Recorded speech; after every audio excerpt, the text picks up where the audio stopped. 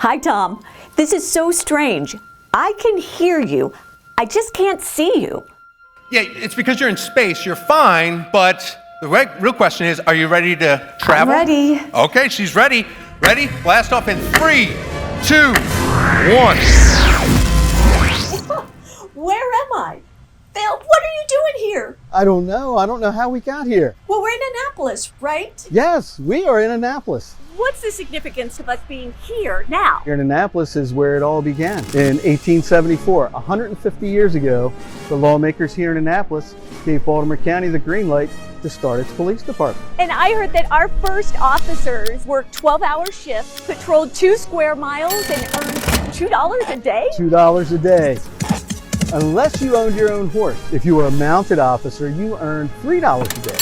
But you had to have your own tack and supply your own feed for your horse.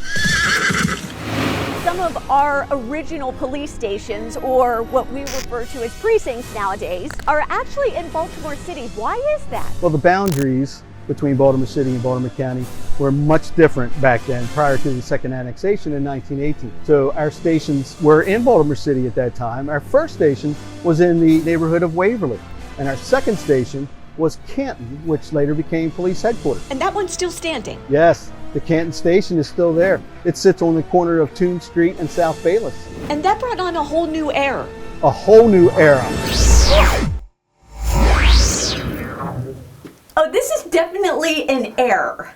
This looks like we're in the initial concept of the new museum. Let's try this again. Well, this is better. Now we're surrounded by history. In the early 1900s, the department literally rode into a new era when it purchased its first patrol vehicle and motorcycle, right? Yes, and during that time, call boxes were installed, and our first detectives were assigned to duty. And we had about 48 uniformed officers. And that was the era of our first police academy. And we were the first department to have motorcycles with two-way radios equipped. That was a big deal. Fast forward to 1951. That's when we started our narcotics squad and our training division. And the 60s ushered in the cadet program and canines. While the 70s and the 80s brought about our tactical unit, the hostage negotiations team, and our Marine unit. In the 1990s. Our first helicopter took to the sky. In the late 90s.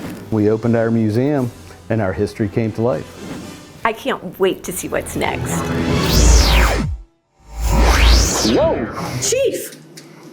Where are we? I asked Alexa how to time travel, and here we are. We just missed Phil. This looks like we're in the future.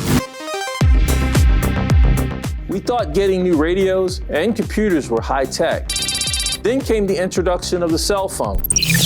Now we have the info center, drones, and even remote control devices that can detonate explosives. It's been an incredible 150-year journey for our department. So, Chief, what's next? I predict drone as first responder program, patrol cars that drive themselves.